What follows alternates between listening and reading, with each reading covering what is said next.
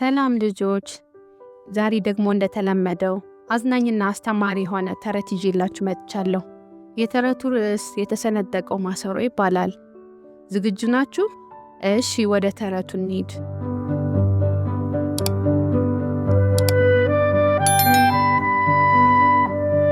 ከረጅም ጊዜ በፊት በአንድ ውብ መንደር ውስጥ የሚኖር አንድ ደግ ውሃ ተሸካሚ ነበር። ይህ ሰው በየቀኑ 2 ትላልቅ ማሰሮዎችን በዱላ ተሸክሞ ከወንዝ ውሃ ያመጣ ነበር።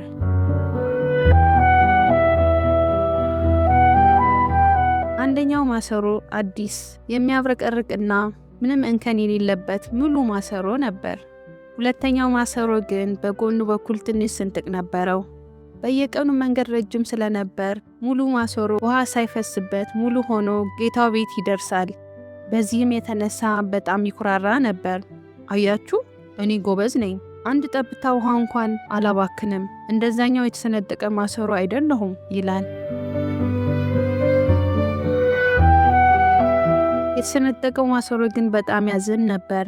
ግማሽ ውሃው መንገድ ላይ ስለሚፈስ ራሱን ዝቅ አድርጎ ይመለከት ነበር።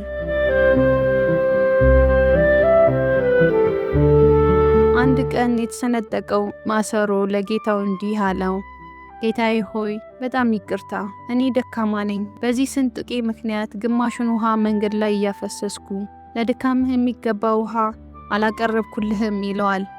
ጌታው ደግሞ በደግነት ፈገግ ብሎ አይዞ ማሰሮዬ፣ ዛሬ ወደ ቤት ስንመለስ መንገድ ዳር ያለውን ነገር አስተውልሃል? እስኪ ወደ ኋላ ወደ ወንዙ ስንሄድ በደንብ ተመልከት ይለዋል።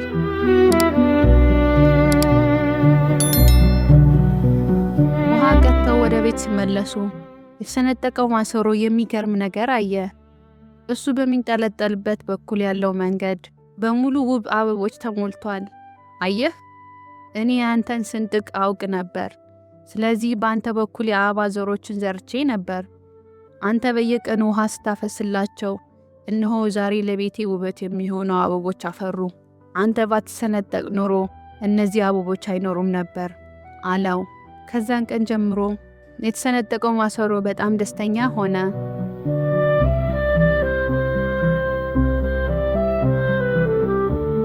የዚህ ተረት ዋና ቁም ነገር እያንዳንዳችን የራሳችን ስንጥቅ ወይም ጉድለት ሊኖረን ይችላል።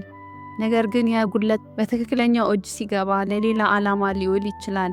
ይህ ተረት ደካማ ጎናችንን እንደ በረከት ማየት እንዳለብን ያስተምረናል። ተረቱን ከወደዳችሁት ላይክ ማድረጋችሁንና ለጓደኞቻችሁን ሼር ማድረጋችሁን አትርሱ። በሚቀጥለው ተረት እስክንገናኝ ደህና ሁኑ።